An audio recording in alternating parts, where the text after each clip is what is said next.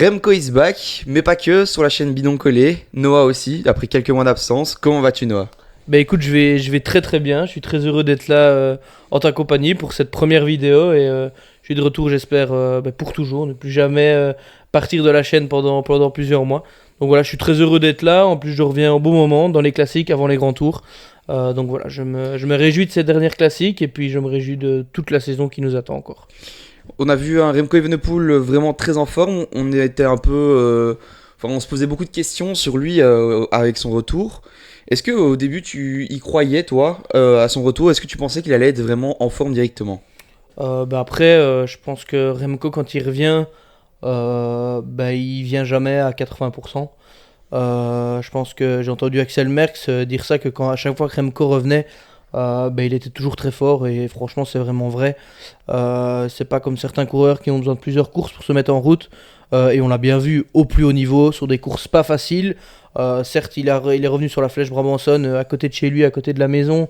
Donc je pense que ça l'a surmotivé de commencer en Belgique dans son pays avec la famille. Il a vécu des moments hyper difficiles comme il l'a décrit. Donc je pense qu'en dehors du fait qu'il soit très fort, je pense qu'il est juste hyper heureux de courir, de retrouver la compétition. Et puis on sera bien vite à ses gros objectifs, à savoir Liège qui arrive.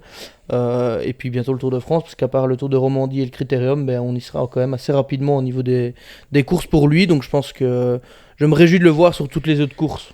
Tu parles d'avenir, les prochains objectifs, mais ici on a déjà eu deux grosses courses qui sont passées, avec une course qui n'est pas World Tour, mais quasiment la Flèche Brabançonne. On pensait à un duel, affrontement Wout van Aert, Remco Evenepoel, même si on savait pas, comme je le disais, l'état de forme de Remco. Est-ce que tu trouves que le duel a tenu ses promesses? Oui, on a eu deux de nos coureurs belges à l'avant. Je pense que ça a fait du bien aux deux. Van Aert, je pense que ça lui a fait du bien. Il n'a pas eu peut-être la saison des classiques la plus facile, en tout cas au niveau du public, au niveau des médias, en tout cas. Même si au niveau de la régularité, il a été incroyable. Certes, il n'a pas conclu, il est tombé toujours sur plus fort. Mais je pense que ça lui a fait du bien. Remco, comme on l'a dit, c'était son retour. Donc je pense que ça a fait du bien aux deux. Ça a fait du bien au monde du cyclisme, à la Belgique entière, de voir ces deux coureurs-là à l'avant, prouver, montrer qu'ils étaient encore bien là. Donc moi, quand j'ai allumé ma TV un peu plus tard que le début du direct et que je les ai vus tous les deux à l'avant, j'étais super heureux, franchement. Surtout que le parcours n'était pas vraiment. Enfin, c'était pas le plus compliqué au niveau des classiques, mais les petites bosses de répétition font que ça se joue à l'usure. Une tête de course 100% belge, même si à un moment donné on a vu un Blackmore attacher les deux premiers et même revenir dessus parce qu'il n'était pas dans le coup de base. Est-ce que tu retrouves ça surprenant de le voir à ce niveau-là, Blackmore? Non, on en a déjà parlé pas mal de fois sur Bidon Collé. C'est un grand talent, donc ça ne m'étonne pas de le retrouver là. C'est encore le plus fort de son équipe à l'Amstel 2 jours plus tard. Donc je suis heureux de le voir là. Il est encore très jeune. Puis je vais pas dire qu'il a déjà plus rien à prouver. Évidemment qu'il a encore à prouver. Mais en tout cas, c'est pas surprenant de le voir là. C'est très intéressant et c'est cool. Mais c'est un gars de qualité. Donc évidemment que c'est cool de le voir à l'avant avec ces deux champions-là et de revenir d'une telle manière et de les accrocher, donc c'est assez incroyable. Pour moi, ça me semblait être la plus belle des classiques depuis qu'on a commencé la saison, parce que j'ai vraiment adoré, en plus j'étais sur place. Mais après ça, on a eu 2 jours plus tard, peut-être la plus belle course de l'année, ou qui va être compliqué à les détrôner, avec l'Amstel Gold Race. Une course particulière, très longue, avec énormément de favoris, les meilleurs des Ardennaises. Est-ce que tu as eu une satisfaction, une déception? Raconte-nous tout. Oui, tu l'as dit, belle course. Déjà quelque chose qui se passe presque jamais. Pogacar qui se fait revoir quand il part seul. Donc à part Vingegaard l'année passée, il n'y en a pas beaucoup qui l'ont fait. Je pense que c'est peut-être la troisième fois de ces grands solitaires Ouais. qui se fait revoir, surtout sur une grande course. Après j'ai vu un peu des critiques, sachant qu'il était un peu moins bien. De un, il était à l'avant, il était très fort, il était animateur. Donc il est tombé sur un Remco, comme on l'a dit, monstrueux. Et puis il est là depuis le début de saison. Il gagne à l'UAE Tour. Il va au Stradé, il fait les Italiennes à San Remo. Il fait les Flandriennes, il a même fait Roubaix. Il arrive ici, donc il est là depuis assez longtemps. Il faut quand même rappeler qu'au départ, il est là pour gagner le Tour. En tout cas, c'est un cours de grand tour, même s'il veut tout gagner. Voilà, je pense qu'on peut, entre guillemets, lui pardonner, même s'il était monstrueux, Ouais. d'être aussi Je fort. tiens quand même à préciser sur la dernière vidéo avec Boris, j'annonçais le retour de Remco Evenepoel comme un retour plutôt où comme je le disais comme toi, bah, il va être en forme directement, plutôt qu'un Pogacar, lui, qui est plus ou moins en fin de cycle. Donc à un moment donné, il arrive, c'est logique, tu fais pas tout comme tu le dis toute la saison, à un moment donné, tu craques. Et pour moi, Remco Evenepoel, l'Amstel, ça lui convient beaucoup mieux que le Liège s'il devait affronter Pogacar. Et pour moi, ça c'était vraiment la course où il devait cocher. Malheureusement, bah, il n'a pas su la remporter parce que c'est Mathias Kelmoz, on l'a pas encore mentionné depuis le début qu'on parle de l'Amstel, qui la remporte. Et je trouve que bah, j'ai bien résumé l'affaire parce que c'est pas le même coup de pédale quand on monte, quand on grimpe, que quand on fait les Flandriennes ou les. Donc je trouve que ça semble logique ce petit coup de mou. Maintenant, c'est pas pour ça qu'il faut l'enterrer et que pour la semaine prochaine, il sera vraiment moins bon.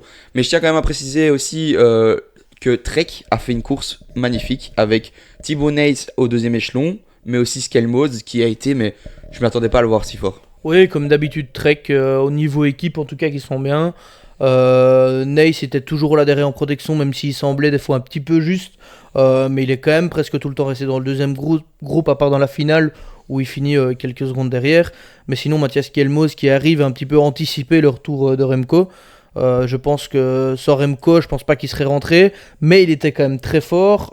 Il tient les deux, il est resté la tête sur les épaules. Et moi, quand j'ai vu que les trois se sont regroupés, qu'il restait encore une ascension du Koberg, beaucoup de suiveurs se disaient ça va arriver au sprint. Moi, je me disais, je pense que quand même on va voir Pogacar ou Remco en tout cas tenter. Mais pas du tout, il est resté la tête sur les épaules et peut-être en fait celui qui avait, je vais pas dire le moins de pression, mais sa course était peut-être réussie s'il faisait troisième, en tout cas avec ces champions-là. Donc être resté derrière, un vent de face, Remco qui part, J'allais dire je sûrement pense ça. un peu tôt, avec beaucoup de vélocité, et puis lui Skelmos qui revient un peu avec de la force, en étant resté dans les échappements de Remco et de Pogacar. Donc félicitations à lui, et je pense qu'il va s'en souvenir super longtemps Ouais, et de cette puis le victoire. sprint était. Enfin, on était quasiment debout devant la TV en se disant waouh, comment c'est possible? On s'y attendait pas du tout. C'est un sprint d'anthologie. Franchement, on va s'en souvenir peut-être même des années parce que c'est quand même surprenant.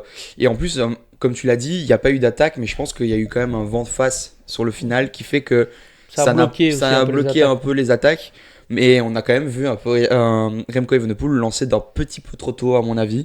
Comme tu l'as dit, c'est compliqué. Mais derrière, on a eu un petit groupe avec un Wout van Aert qui va chercher encore une quatrième place. Il les collectionne. Félicitations à lui quand même. Oui, c'est ça, comme je le soulignais, la régularité. Je pense que voilà, encore une médaille pardon, en chocolat pour les cloches de Pâques. C'est ce qu'il a souligné en tout cas sur les réseaux sociaux. Qui va quand même battre un Matthews. Donc je pense que c'est Toujours important là, de le lui, hein. souligner. Alors C'est fou. qu'il s'est fait battre par Remco. On dit wow, il perd un peu son sprint. Je pense que ça doit lui faire vraiment du bien. Et puis on sent aussi que ça a été une course dure. Parce que ce soit dans le sprint pour les trois gars qui étaient devant, pour le peloton, il y en a beaucoup qui se relevaient un petit peu, qui se rasseillaient. Je pense que c'était Van Aert à l'interview qui dit, ça s'est peut-être pas vu au direct, mais qu'en fait le rythme du AE a été super Ouais, super élevé toute la journée. J'ai pas la moyenne, mais je pense que comme d'hab, on doit être pas loin des records de l'épreuve, comme toutes les courses qui se passent pour le moment, avec un rythme effréné. Donc on a vraiment vu que la course était vraiment dure, comme quoi il n'y a pas besoin que des pavés. Alors qu'on sort des Flandriennes, que des pavés pour faire mal, le pourcentage le fait aussi. Non, et puis on a vu aussi que l'échappée s'est vite fait reprendre par le peloton. Après 70 km, il y a déjà plus d'échappée, ce qui n'arrive pas souvent sur ce genre de course. D'habitude, on attend les 30, 40 derniers kilomètres. On a vu aussi d'autres coureurs s'illustrer comme un Benny Lee, un Schmidt, un Louis Barré qui vient faire encore une très belle Ouais, place. qui était très très fort. Hein. Ouais, franchement, Souvent en contre-attaque, en plus dans le groupe derrière. Tige Benoît qui était là. Il y avait très peu d'équipes avec deux coureurs, il n'y en avait que deux. 3. Trois, ouais, avec UAE. Avec, Jayco, Jayco avec Matthews Ah ouais, et Jayco en fait. Schmidt. Avec le maillot suisse, j'ai Ouais. oublié. UAE, Jayco, Visma et Trek. Ouais. C'est quand même. Donc, Enfin, c'est très peu d'équipes, mais derrière, on avait un Israël tout seul avec Blackmore. On avait Romain Grégoire avec la FDJ. Donc, c'était vraiment une très belle course. il y avait Avec aussi McNulty qui était là, qui avait l'air aussi fort, qui faisait presque que protéger Pogacar, qu'on n'a pas vraiment vu, Ouais. mais qui était quand même là jusqu'à la fin. un rôle très important qui devra être là aussi dimanche. J'aimerais bien juste faire un petit mot avant de passer à Liège-Bastogne-Liège. Pour la Flèche Wallonne, même si la vidéo sera après, tu penses que un Remco Evenepoel peut anticiper ou attendre le mur de oui? Euh, Bah, après, ça paraît bizarre de dire anticiper pour la flèche, Ouais. mais on est quand même là avec des phénomènes, que ce soit Pogacar ou Remco. Pogacar, je sais pas. Maintenant, le mur, ils le font à plusieurs reprises. Donc pourquoi pas, contrairement à d'habitude, voir déjà une grosse bagarre dans l'avant-dernier passage du mur. Ça, pourquoi pas. Après qu'il y ait de la bagarre, je pense que c'est possible. Et puis voilà, l'enchaînement RF, Chera, mur de oui est quand même assez rapproché dans le final. Donc je verrais bien moi Remco anticiper, peut-être pas Pogacar. De toute façon, si Remco part, je pense que il aura des gars à la culotte, ou en tout cas ça va rouler derrière. Mais je pense qu'en intention pure, j'aimerais bien moi en tout cas voir Remco, parce qu'une arrivée de la flèche avec un gars seul, je pense que ce serait assez inédit. Donc ton pronostic, Remco? Remco, ou comme beaucoup de suiveurs, j'ai quand même envie de dire Thibaudet, si c'est groupé au pied du mur, et qu'après le S, Ney est toujours là, bien placé et peut-être bien emmené par un Skelmos notamment. Ça serait quand même magnifique. Ouais. Ça ferait plaisir. Moi, je pense qu'il y a un coureur qui monte en puissance. Maintenant, pour la victoire, ce sera peut-être encore un peu court. C'est Pitcock, on l'a pas mentionné. Mhm. Il monte en puissance, il revient d'altitude parce qu'il a fait une pause entre les classiques. Donc, je reste persuadé il sera en forme. Ça fait 2 courses où il est un peu en dessous.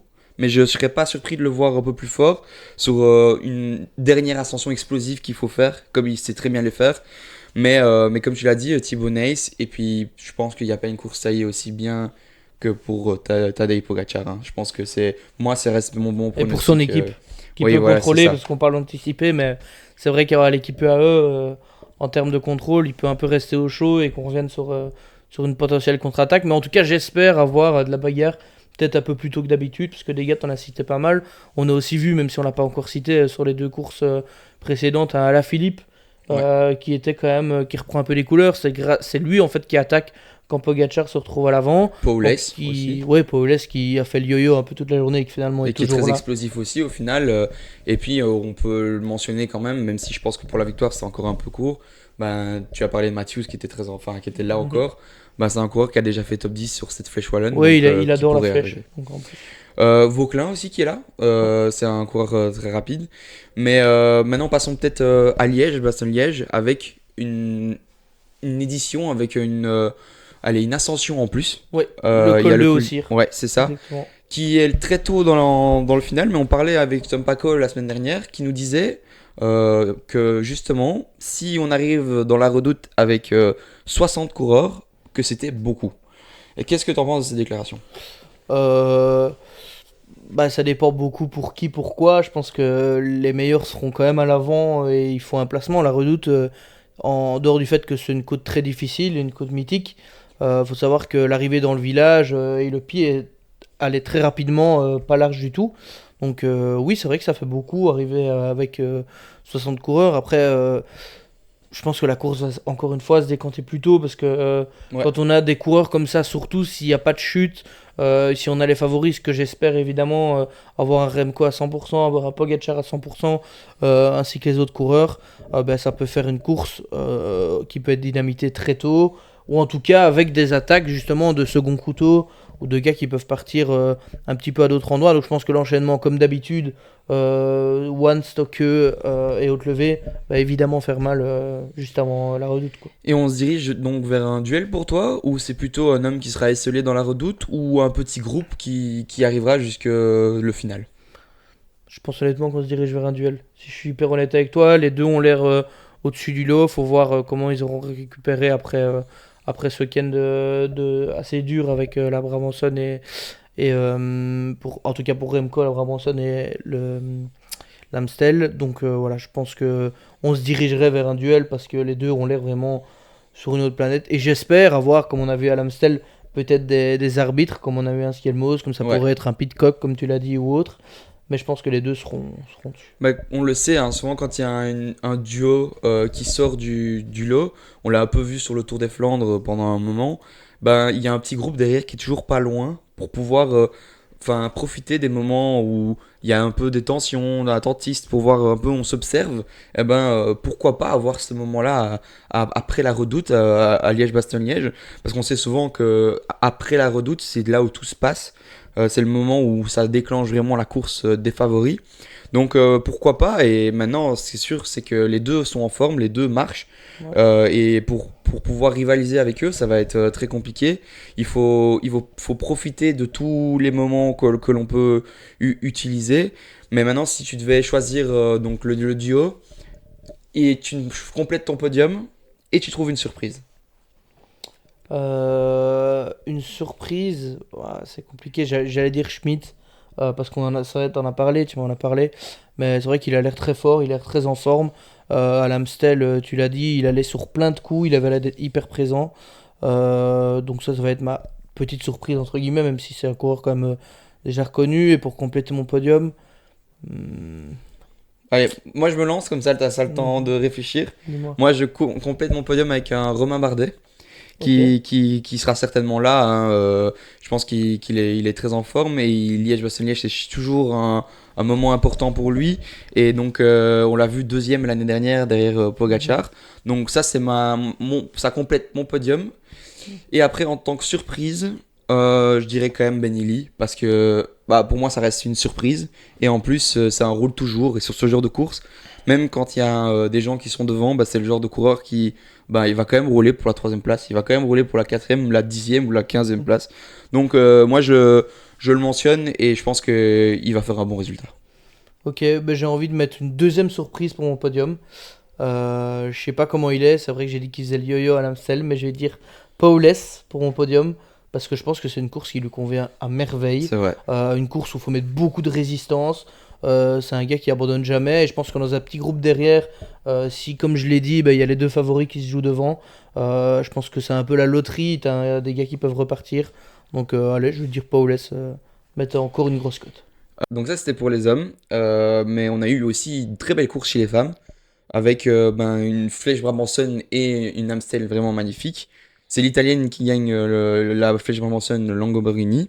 Et à l'Amstel, c'était C'est l'ancienne championne d'Europe. Bredewold, ouais, qui gagne quand même SD Works avec une course qui était un peu spéciale où les favorites se sont un peu regardées, enterrées, où il y a eu un groupe, il y en avait un peu de partout dans le direct. C'était un peu difficile de comprendre la course. Finalement, c'est quand même SD Works qui gagne, mais on a vu Lotto Kopecky avec Lorena Wiebes être un peu plus loin avec les autres favorites. Donc Brede gagne devant Van Dijk, Ouais. Hélène Van Et Dijk. puis que Donc, Peter Se complète le podium.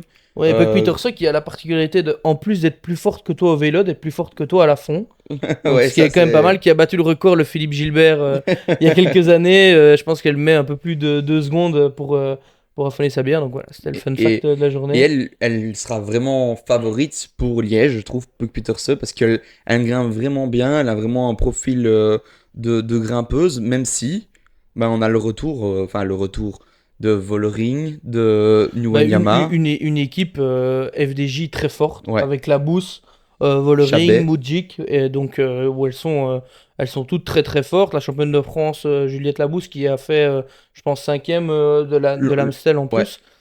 Donc l'équipe était vraiment forte.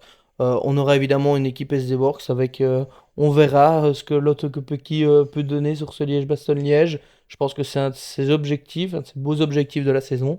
Donc je me réjouis quand même de la voir sur une course qui, de base, ne peut peut-être pas lui correspondre à 100%, mais on a vu que sur tous les terrains, quand elle avait un objectif en général.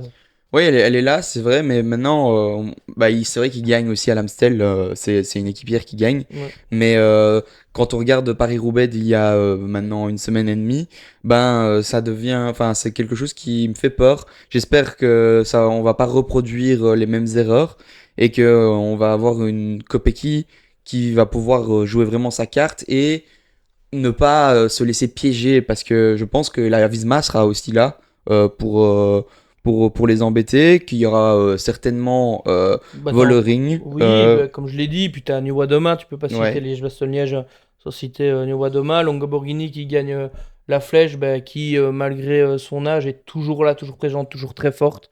Donc faut compter avec. Donc voilà, des équipes, l'équipe UAE, l'équipe Jumbo, l'équipe SD Works évidemment et l'équipe FDJ. Je pense les cinq formations qui vont, je pense, dominer cette course. Et je me réjouis quand même de voir l'autre. Moi, j'aimerais bien l'avoir gagné, ce serait incroyable. Ouais, elle l'avait vraiment coché comme objectif, hein, comme objectif peut-être principal. Avec ce maillot de champion du monde, ça ferait vraiment plaisir qu'elle s'impose ici à Liège, même si elle s'est déjà imposée au Tour des Flandres. Bah, merci Noah d'avoir fait cette vidéo avec moi. Avec J'ai bien plaisir. apprécié ton retour en tout cas.